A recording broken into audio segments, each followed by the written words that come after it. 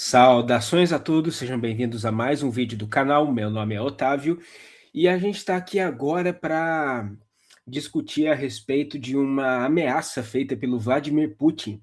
Aparentemente, ele está tomando as dores do Irã e ameaçando apreender navios ocidentais. Então, vamos saber mais sobre essa história, vamos entender direito o que está acontecendo. Mas antes de começar, eu quero pedir a todos que curtam o vídeo, se inscrevam no canal, compartilhem o material com os amigos e deixe seus comentários aqui embaixo, isso tudo ajuda a dar relevância junto ao algoritmo. Agora, sem mais delongas, vamos começar. Putin deu declarações muito fortes contra a Europa e se tudo que ele falou se concretizar, escalada ainda maior da guerra. Não só dessa, tá? Das guerras, porque tem coisas acontecendo no mundo que estão conectadas, como, por exemplo, Coreia do Norte, Japão, Coreia do Sul, Estados Unidos. O Putin falou sobre isso também. Então, qual que foi a declaração principal? Ele falou dentro de um contexto onde navios russos estão sendo apreendidos pela União Europeia, tá? Navios russos que navegam principalmente pelo Mar Negro estão sendo apreendidos pela União Europeia. E aí ele falou, nós vamos fazer isso também, mas não vai se resumir. Eu tô achando que eu me enganei. Essas ameaças e essa reciprocidade parece que estão acontecendo no contexto da guerra da Ucrânia, que vale lembrar, ainda não terminou. Não tem a ver com o Irã. Mas vamos continuar o vídeo. Só ao Mar Negro.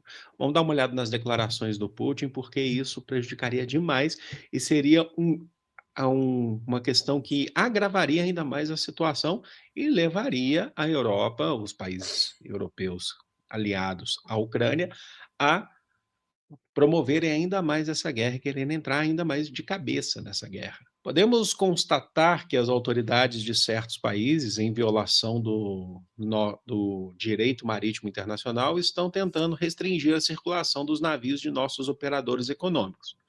E recentemente chegaram ao ponto de considerar a possibilidade de apreender nossos navios e vender os bens que nos foram saqueados. Naturalmente, isso é mais do que pirataria e roubo. E se isso começar a ser posto em prática, seremos forçados a responder da mesma forma. E não necessariamente nas águas onde estão planejados ataques aos nossos navios e embarcações, mas onde quer que nós mesmos consideremos necessário e apropriado. E eu quero trazer também a palavra do Victor Lina, que é o comandante da Frota do Pacífico da Rússia. Então, você já vai guardando isso, é o comandante da Frota do Pacífico, que fez uma declaração também falando sobre o porquê que isso é pirataria e que eles também, os países europeus, também promovem essa tal pirataria. Quando ele fala em pirataria, é porque os países europeus eles chamam essa frota russa de navegação de frota paralela. Por quê? Porque como a Rússia é sancionada, ela não pode navegar, tá bom? Ela não pode navegar.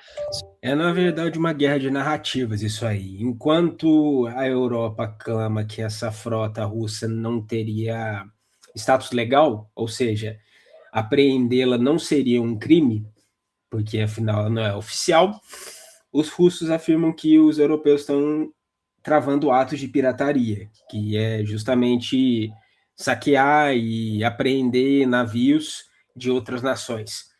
Então, tudo depende da forma como você encara a questão. E tudo depende do lado nessa querela que você defende. Simplesmente sair vendendo seus bens, porque os europeus vão lá e vão fechar. Né? A gente já viu muito disso de navios carregando petróleo e gás, que os europeus chamam de navios fantasmas. Tá? Então, eles navegam retirando, inclusive, os seus radares, os seus sensores, navegam, inclusive, pelo Ártico, para poder fazer o comércio, já que a Europa barra esse comércio. Só que o Victor Lina falou que a Europa também faz algo semelhante. Vamos dar uma olhada. Os estados ocidentais estão usando ativamente navios que arvoram bandeiras de terceiros países para transportar cargas em seu próprio benefício. Em essência, isso constitui sua frota paralela. Temos capacidade para inspecionar e deter embarcações pertencentes a estados hostis e suas frotas paralelas. A coordenação interinstitucional está em vigor e estamos prontos para enfrentar essas tarefas. Então vamos ao mapa aqui para mostrar para vocês. O Victor Lina Então, ele disse, a Europa utiliza bandeiras de países terceiros para fazer a navegação e eles não serem pegos. Eles fazem isso no mundo inteiro, tá? Não é só para fugir da Rússia ou qualquer... Eles fazem isso, inclusive, para tentar burlar o Estreito de Hormuz, né? O bloqueio do Irã no Estreito de Hormuz. Então, às vezes você tem lá um navio que é britânico, por exemplo, ou um navio de qualquer, sabe, pertencente à União Europeia, da França, por exemplo. Vale lembrar que o Reino Unido não faz parte mais da União Europeia. E aí ele tenta passar por Hormuz com uma bandeira, por exemplo, da Indonésia, sabe? Eles fazem um acordo lá e tentam passar com a bandeira da Indonésia. A bandeira é da Indonésia, mas o navio é britânico, sabe? Então eles conseguem, isso não é muito difícil de pegar. O que acontece, o que eu quero trazer aqui para vocês, que é importante, é o seguinte. Então, quando o Vladimir Putin disse que não é só no Mar Negro, tá vendo? O Mar Negro, aqui, não é só no Mar Negro, onde você tem Romênia, o trajeto que eles fazem para os navios, né, que a Rússia faz, inclusive, dos portos que saem do Mar Negro, que é muito importante trazer aqui para vocês, eu já falei dessa rota aqui em outros momentos para vocês. É por aqui, ó, eles conseguem passar por aqui, ó. Vocês estão vendo aqui, ó? Nessa região aqui, nesse canal, tá bom? Eles passam por aqui e têm acesso ao mar Mediterrâneo, na verdade. Aquele ali é o Estreito de Dardanelos, que fica bem no meio da cidade de Istambul, que é a maior cidade da Turquia.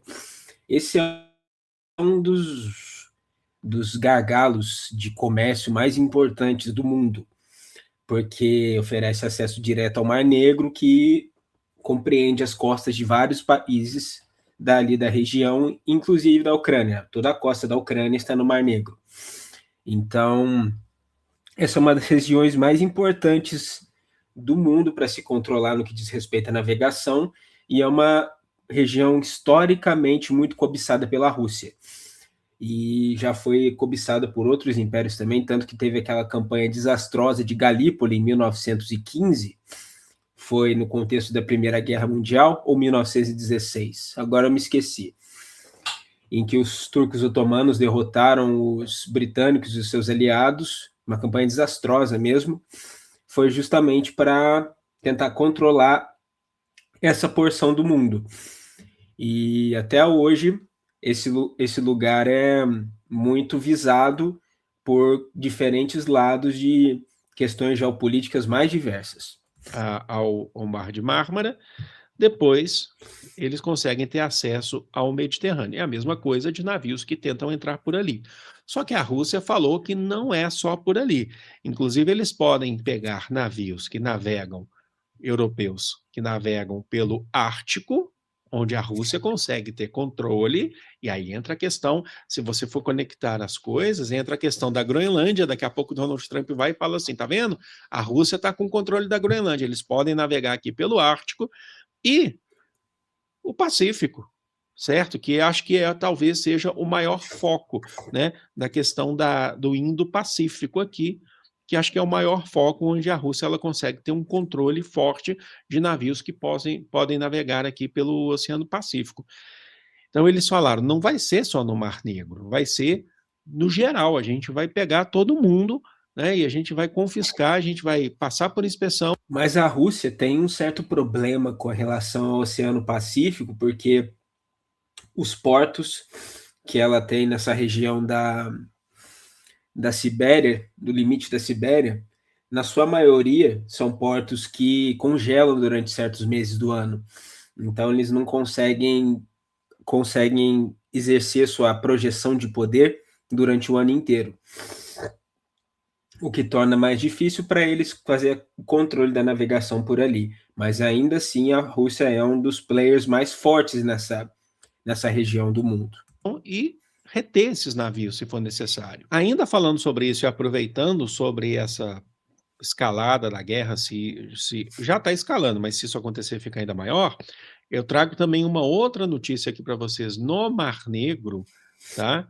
Aqui no Mar Negro, que já está até marcado de outro evento aqui que a gente fez, que a Ucrânia fez um ataque com drones aqui nessa região portuária aqui de Novorossiysk, que é uma região onde a Ucrânia tentou atacar recentemente, e eles mostraram que a Reuters trouxe isso, né, que eles erraram o ataque.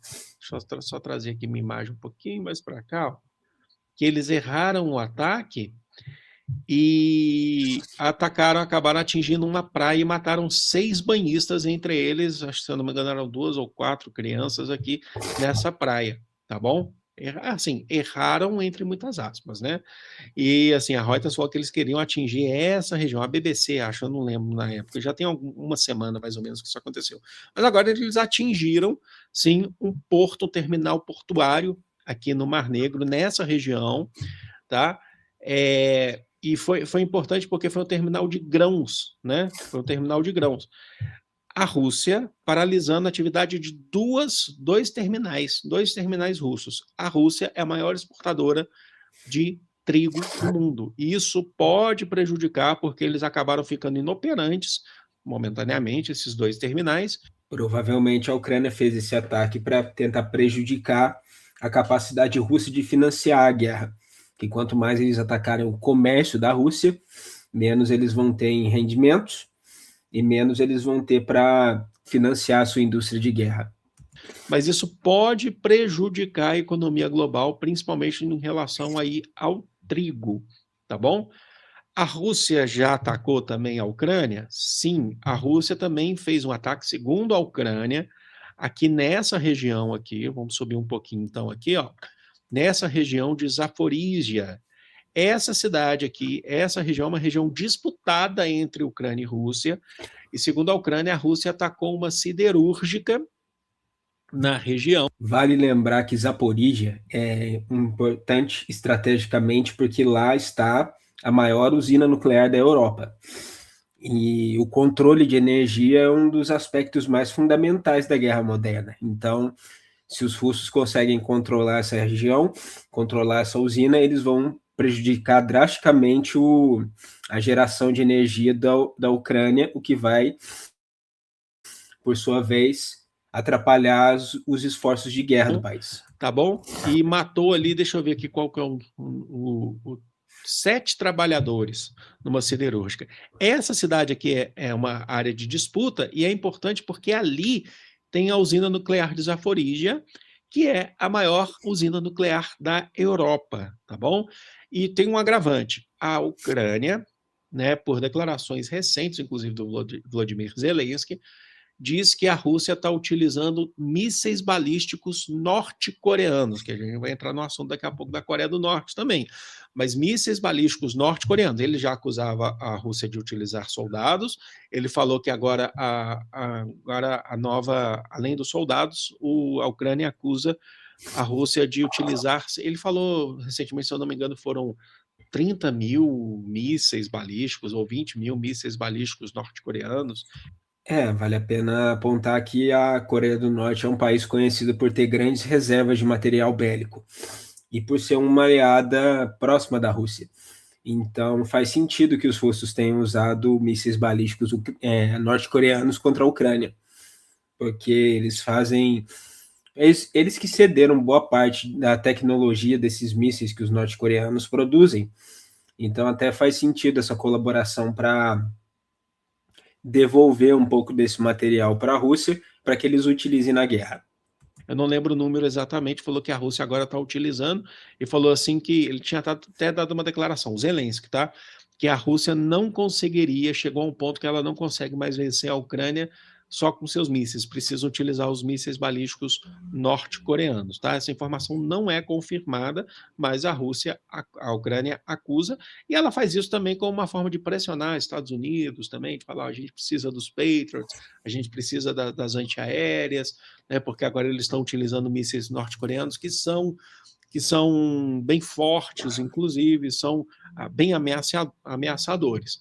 Agora, para a gente finalizar aqui e ligar, o Putin ele tinha falado também que ele está preocupado com a relação com o Indo-Pacífico, tá bom? Ele disse, inclusive, que a OTAN ela está se expandindo para o Oceano Pacífico, tá bom? Bom, quando ele fala isso, ele diz que a OTAN está fazendo parcerias ali importantes com países do Indo-Pacífico. A OTAN já está presente no Oceano Pacífico porque os Estados Unidos, né, eles são banhados pelo Pacífico e são membros da OTAN. O Canadá, a mesma coisa. Antigamente a Colômbia, né? Mas a Colômbia não é mais.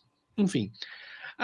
Enfim, o que a gente tem aqui é que a OTAN ela faz ela tem acordos, né, parcerias ali para poder fazer essa expansão, não necessariamente os membros entrando, mas parcerias militares, como por exemplo, a Austrália, né, o Japão, a Coreia do Sul, entre outros países, as Filipinas, entre outros países. Então, o Putin já se vê preocupado com isso, e aí a gente está aí a vias de ter um exercício militar, tá? Um exercício militar importante entre Coreia do Sul e Estados Unidos. Vão fazer exercícios militares importantes.